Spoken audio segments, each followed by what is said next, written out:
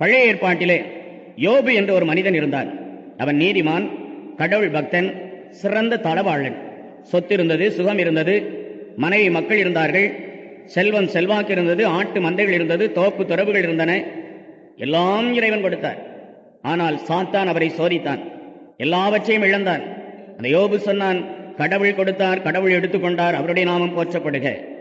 கடைசியிலே சாத்தான் ஆண்டவரிடத்திலே உத்தரவு வாங்கினான், உயிரை தவிர மற்ற எல்லாவற்றையும் நீ அவனை எடுத்துக்கொள்ளலாம் என்று சொல்ல தொழு நோய் அவனை பற்ற அவன் குப்பை மேட்டிலே வீசப்பட்டான். ஒரு ஓடானது அவன் முன்னால் வைக்கப்பட்டது.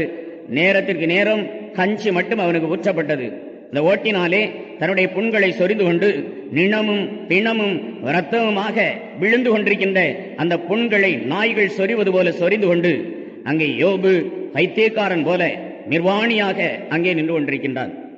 மக்கள் வந்தார்கள், நண்பர்கள் வந்தார்கள், மனைவி வந்தாள், உற்றார் உறவினர்கள் வந்தார்கள்.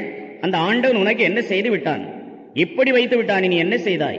நீ நல்லவன், நீதிமான், கடவுளுக்கு பயந்தவன், தெய்வ பயம் உள்ளவன், உனக்கு ஆண்டவன் இவ்வளவு செய்து விட்டானே, இன்னும் அந்த ஆண்டவனை ஏன் வைத்துக் கொண்டிருக்கின்றாய்? அவனை நிந்தை செய், அவமானம் செய், இகழ்ந்து விடு, நீ நன்றாக இருப்பாய் என்று எல்லோரும் துர்ப்புத்தி சொல்ல தொடங்கினார்கள்.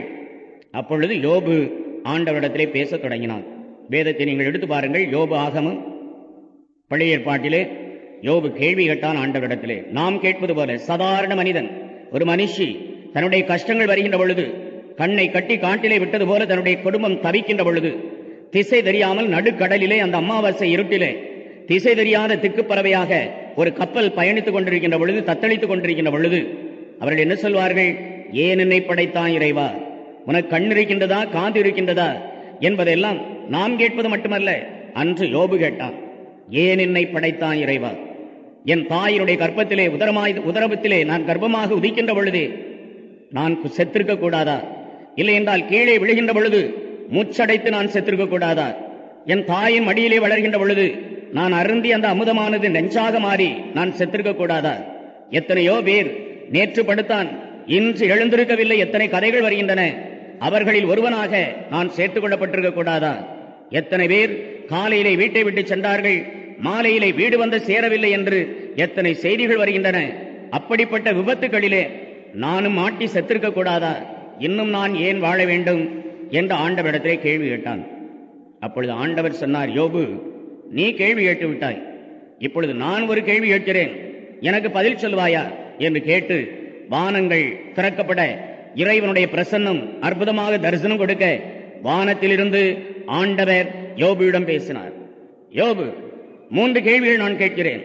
இந்த உலகம் உண்டாவதற்கு முன்னாலே இந்த உலகத்தினுடைய அண்ட சராசரங்களை படைத்து அதை நிலை நிறுத்தி ஆகாய மண்டலங்களிலே வாய்ந்து திரிகின்ற நட்சத்திரங்களையும் கோள்களையும் கிரகங்களையும் சந்திரனையும் பூமியையும் அந்த சூரியனையும் நிலைநிறுத்தி நீங்கள் இந்த இடத்தின் வழியாகத்தான் செல்ல வேண்டும், இந்த நேர்கோட்டிலே தான் பயணம் செய்ய வேண்டும் என்று நான் கிரகங்களுக்கும் அண்ட சராசரத்திற்கும் கட்டளையிட்ட பொழுது என் வலதுபுறத்திலே இருந்து ஆலோசனை சொல்லிக் கொடுத்தவன் யார்? ஒரு நிமிடம் சிந்தித்து பாருங்கள். இந்த சூரியன், சந்திரன், நட்சத்திரங்கள், பூமி எல்லாமே அதனதன் பாதையில் சுற்றாமல் ஒரு பொழுது ஒரு வினாடி மாற்று பாதையிலே நான் சுற்றுவேன் என்று ஒரு உறுதிமொழி எடுத்துக்கொண்டால் என்ன நடக்கும் என்பதை கற்பனை செய்தே பார்க்க முடியாது. உலகம் அந்த வினாடியே சர்வநாசமாகிவிடும், சர்வநாசமாகிவிடும். ஆண்டவர் கேட்டார், இவ்வளவை நிலைநிறுத்தி இந்த பாதையிலே தான் நீங்கள் வலவர வேண்டும் என்று அவர்களுக்கு கட்டளையிட்ட பொழுது என் வலதுபுறத்திலே இருந்த ஆலோசனை சொல்லிக் கொடுத்தவன் யார்?